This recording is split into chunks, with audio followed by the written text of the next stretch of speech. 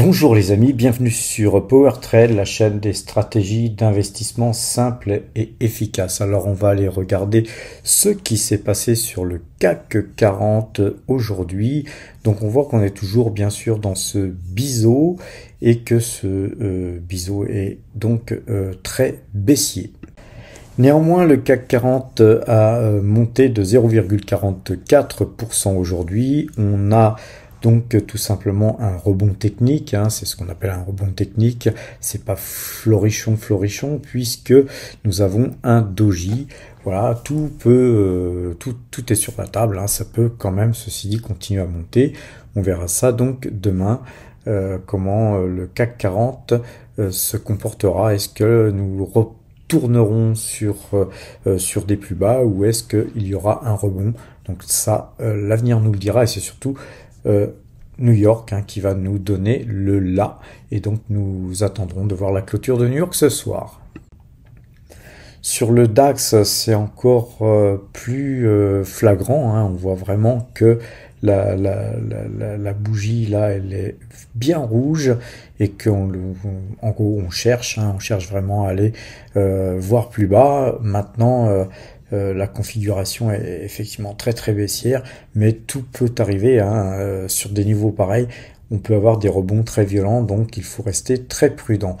Regardons à présent le S&P 500. Le S&P 500, lui, a tendance à remonter justement. Donc s'il continue son petit bonhomme de chemin vers des plus hauts, eh bien peut-être que demain la Bourse de Paris ainsi que le DAX pourraient avoir des velléités de hausse. Pour l'instant, c'est guère encourageant. Ça reste encore du domaine du rebond technique, dirais-je. Alors, quelque chose de très étonnant, on voit le Brent qui baisse de 2,97 ou de 0,98% au moment où je vous parle, là, même plus de 3% au moment où je vous parle. Donc on a le Brent qui dévisse littéralement.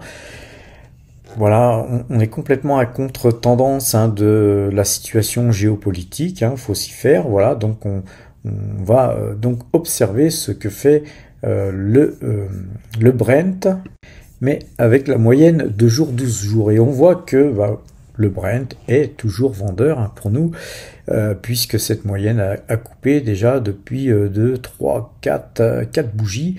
Donc ça fait 4 séances consécutives où le Brent n'arrive pas à recasser ses plus hauts. Là, donc on va avoir ici un trend qu'on pourra bientôt tracer, qui va caper les cours du Brent, et donc les cours du Brent restent pour moi très baissiers, ce qui est encore un phénomène inexpliqué, et donc je vais rester très prudent, notamment sur Total Energy, puisque vous savez qu'on a repris une pause sur cette valeur.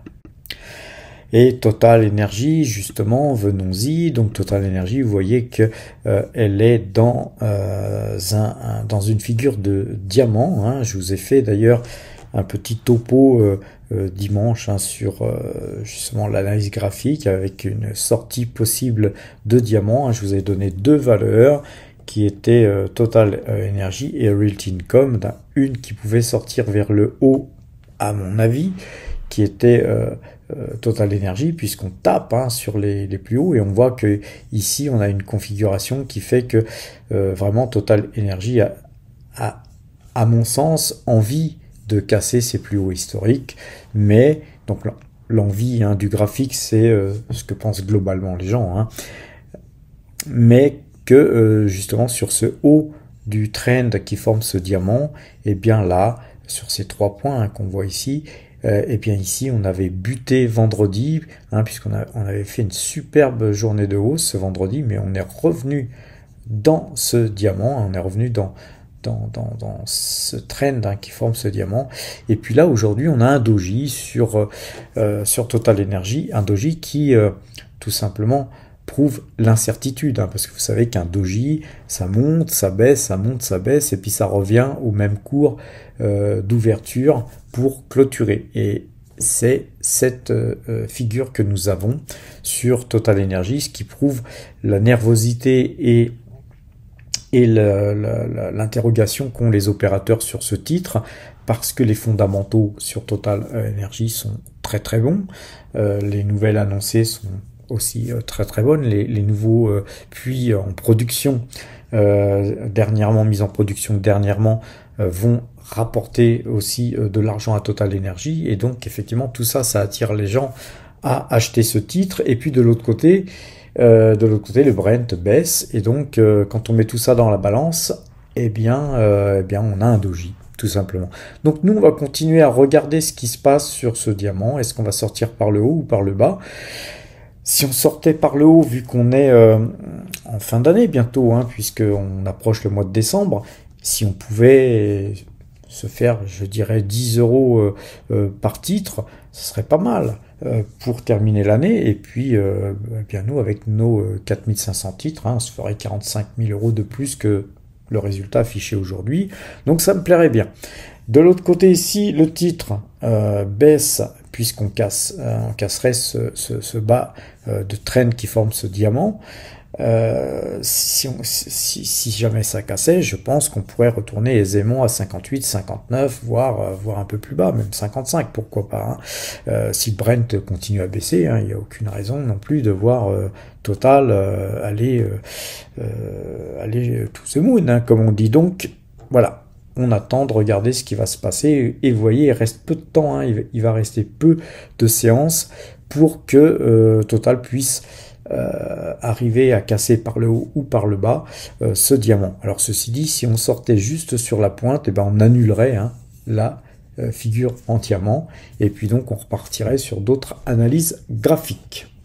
Alors les amis, rappelez-vous, sur Realty Income, je vous avais fait une petite figure en diamant, et là je vous l'ai mis donc aussi en daily, mais en fait ce graphique, je vous l'avais préparé en hebdo, hein, en semaine, pour que ce soit plus conséquent et que vous puissiez voir que effectivement on avait cassé ce diamant depuis déjà à ce moment-là, avec la moyenne 2 jours, 12 jours qui est vendeuse. Et donc globalement, aujourd'hui, on a 5,61% de baisse. Vous voyez que ce type de figure, hein, quand on casse un diamant, ça pardonne pas. C'est extrêmement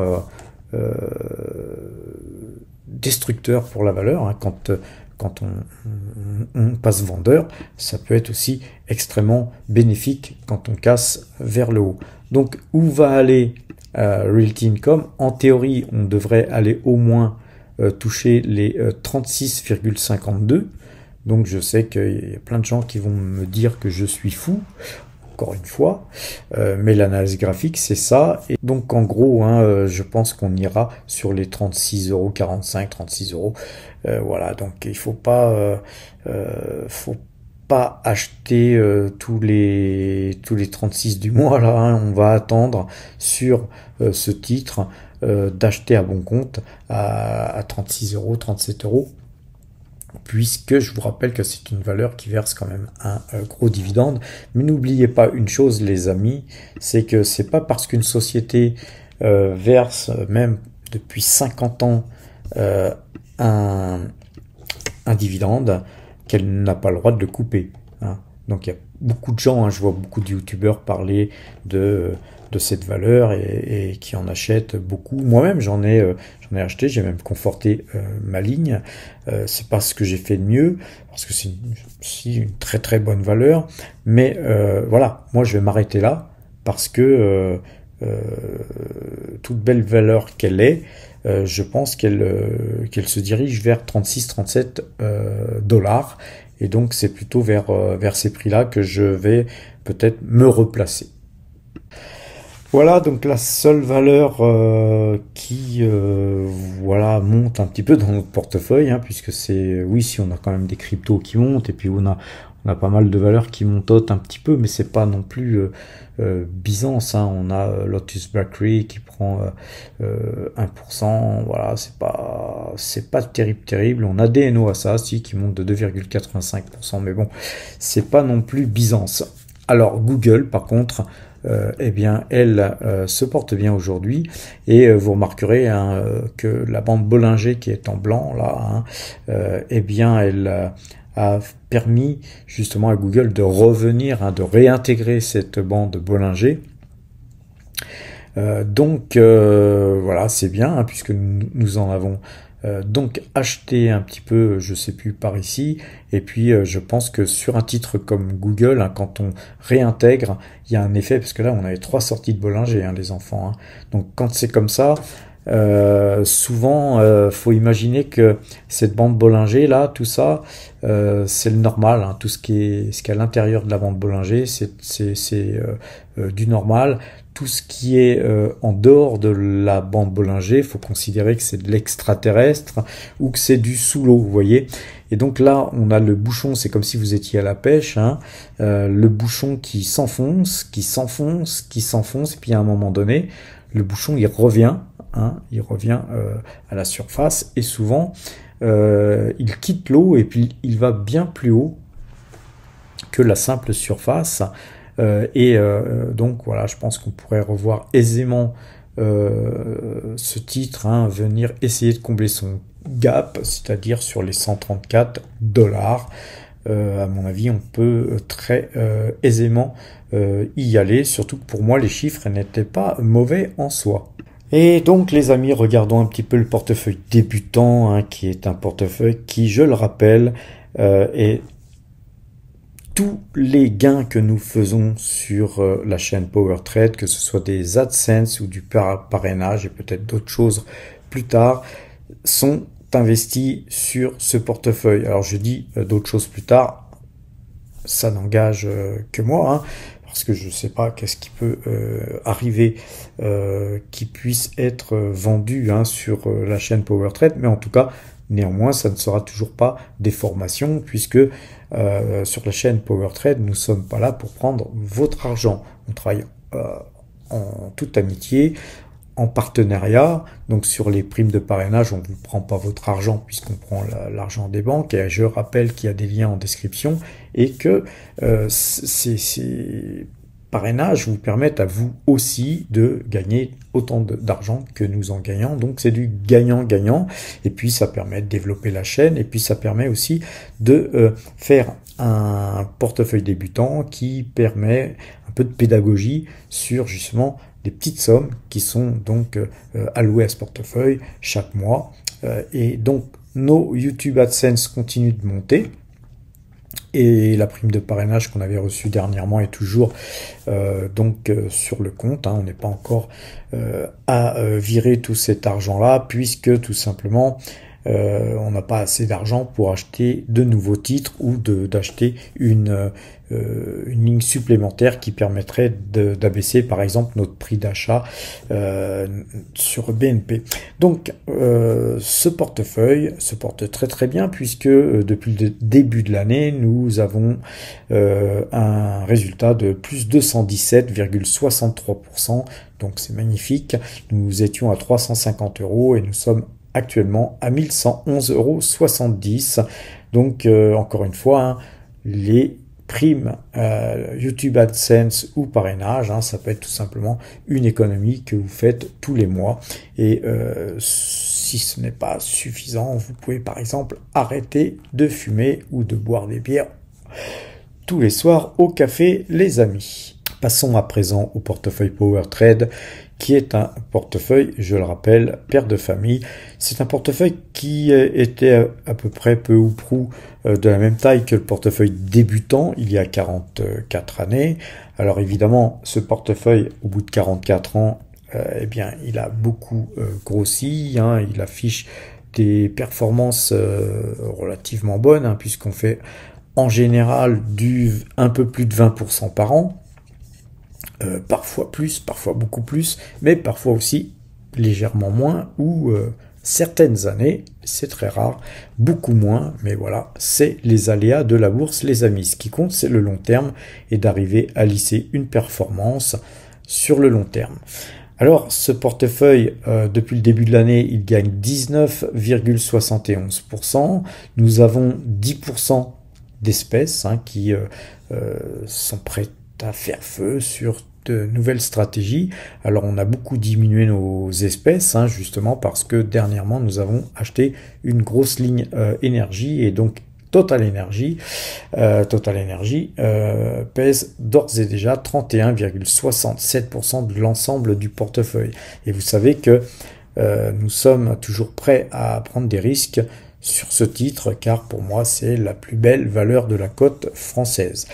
Alors c'est quand même 147 349 € qui sont engrangés, hein, depuis le début de l'année, et donc c'est pourquoi aussi nous sommes prêts à prendre quelques risques, hein, notamment quand on avait un petit peu acheté du Realty Income sur une figure qui était pas très belle, tout simplement parce que c'est une valeur qui verse un dividende mensuel et une valeur que j'affectionne particulièrement, et vous voyez que ce fut une erreur puisque ce titre n'arrête pas de baisser. Donc on va arrêter, on va stopper nos achats sur ce titre en type un petit peu DCA intelligente, si l'on peut dire, parce qu'on s'aperçoit que c'était pas si intelligent que ça, d'acheter ce titre, mais néanmoins nous avons beaucoup aussi investi sur Pernod Ricard, hein, qui nous sauve aussi un petit peu la mise, et comme quoi les amis, il faut diversifier de façon à ce que quand un titre comme par exemple Realty Income baisse,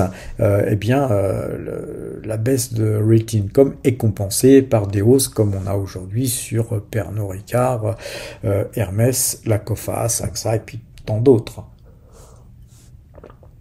Alors les amis, passons maintenant voir ce qui se passe du côté du compteur à pépette. Alors vous savez les amis, hein, quand on arrive au compteur à pépette, faut faire le petit pouce bleu, c'est le moment du petit pouce bleu, de vous abonner si vous ne l'êtes toujours pas, et d'activer la cloche pour avoir les notifications. Bien sûr, on partage avec les amis, ça va de soi. Alors le compteur à pépette, eh bien, il se porte pas super bien aujourd'hui, puisque sur le CAC 40 et le DAX, on repère du terrain. Donc, sur le trade en cours, on gagne quand même toujours 10 € sur le CAC 40, ce qui fait que nous gagnons 2660 points sur l'ensemble de tous les trades qui ont été faits depuis 15 mois. Depuis le 1er juin 2022, et pour ce faire nous avions traité 49 fois gagnant pour 47 fois perdant. Sur le DAX, hein, même chose, hein, les amis, on repère du terrain, hein, donc on repère de l'argent, mais on repère de l'argent qu'on avait déjà gagné, hein, donc comme vous le savez, sur les marchés futurs, il y a des appels de marge. Tout ce qu'on gagne dans la journée passe sur notre compte, hein, ils nous mettent du pognon. Vous avez gagné 10 points sur le CAC 40, c'est 10 € le point, ben on vous vire 100 € sur votre compte. Si vous avez 10 contrats et puis que vous avez perdu 100 points, ben là ça fait beaucoup d'argent qui arrive, c'est super. Mais par contre, n'oubliez pas, ça s'appelle des appels de marge. Ils peuvent aussi vous les appeler, tout simplement. C'est pas qu'ils peuvent, c'est qu'ils vous les appellent. Si vous perdez par exemple 100 points et que vous avez 10 contrats, et bien là ça fait mal où je pense. Alors, le DAX, c'est 610 points quand même qui sont encaissés, hein, sur le trade en cours, hein, qui date du 14-10-2023.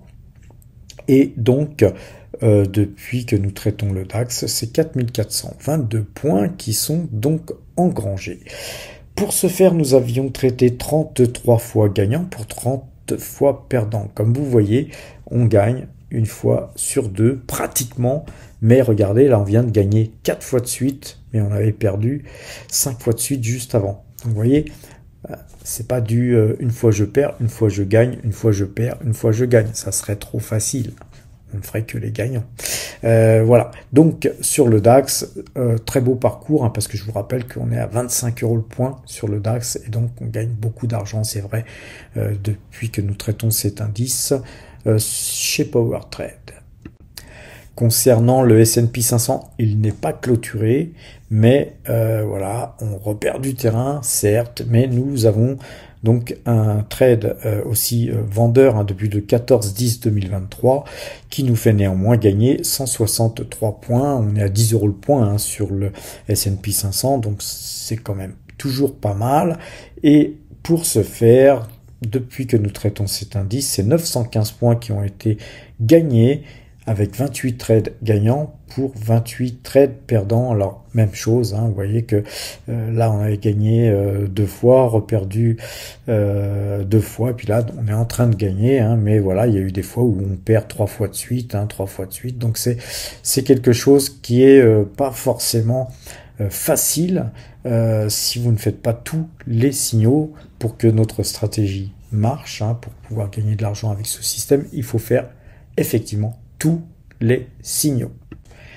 Alors les amis, non seulement il faut faire tous les signaux, mais il faut faire tous les signaux avec le même nombre de quotités, parce que si un trade, vous le faites avec un contrat, puis que le trade suivant, vous le faites avec 5 contrats, puis le trade d'après, vous le faites avec 3 contrats, etc., le problème, c'est que si vous perdez avec 5 contrats et qu'après, puisque vous avez été un petit peu refroidi par votre perte, vous ne retraitez qu'avec un contrat ou 2 contrats, forcément, vous n'allez pas avoir le même résultat que nous affichons sur notre système PowerTrade.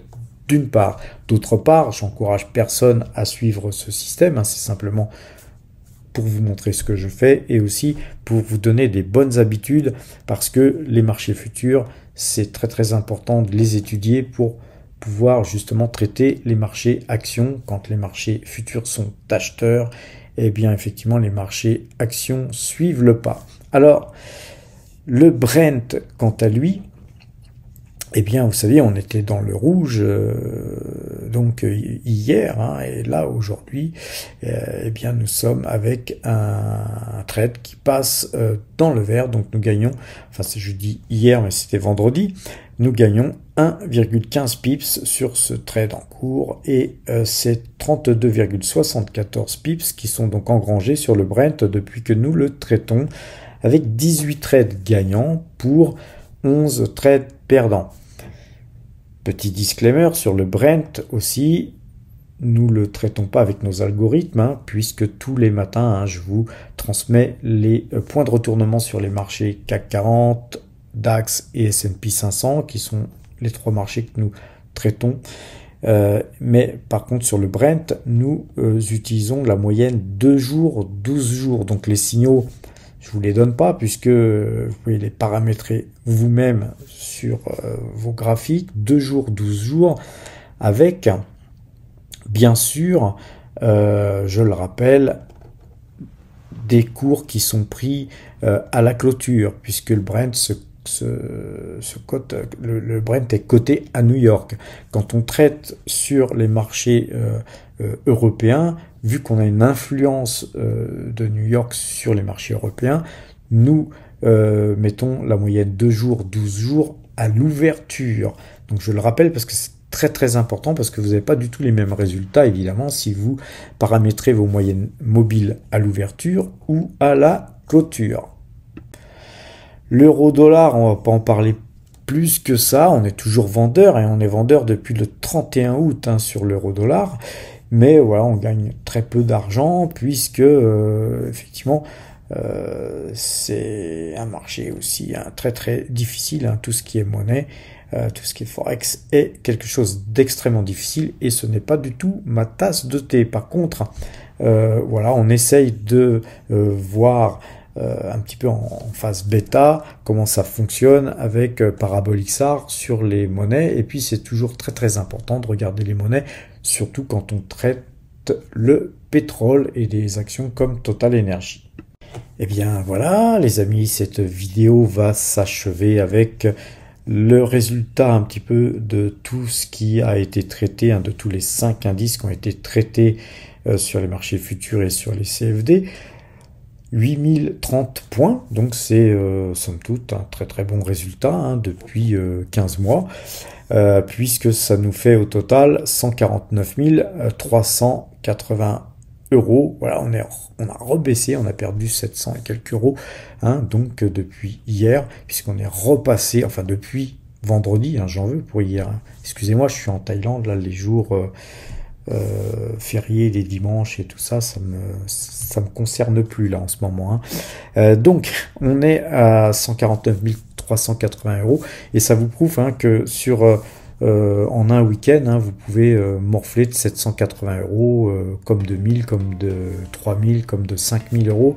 Tout est possible sur les marchés futurs et donc je ne vous encourage pas, encore une fois, petit disclaimer, à travailler sur ce type de marché qui est extrêmement volatile, extrêmement dangereux pour les personnes non averties et les personnes qui ne comprennent pas les mécanismes de ces marchés.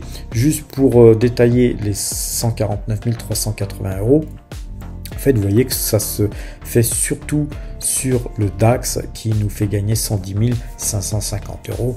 Pourquoi? Parce que le DAX, c'est un gros marché, c'est un marché qui a beaucoup de points. Donc, quand on gagne un certain pourcentage sur un nombre de points important, forcément, ben, ça fait beaucoup de points. Et puis, le point, il est à 25 euros sur le DAX. C'est-à-dire, si vous gagnez 10 points sur le DAX, vous gagnez 250 euros. Alors que sur le CAC 40, si vous gagnez 10 points, vous gagnez 100 euros. Donc ça fait une grosse différence chaque fin de journée. Et puis chaque fin de journée, hein, pendant 15 mois, et bien vous voyez alors qu'on a à peu près les mêmes résultats hein, en termes de pourcentage d'un indice à un autre. Et on voit que le DAX nous fait gagner beaucoup plus, sachant que les mouvements sur le DAX sont beaucoup plus forts et de plus grande ampleur. Voilà les amis, je vais vous souhaiter une bonne fin de soirée. Portez-vous bien. Demain matin, un short hein, pour que je puisse vous donner les points de retournement des différents marchés. Ciao et à demain!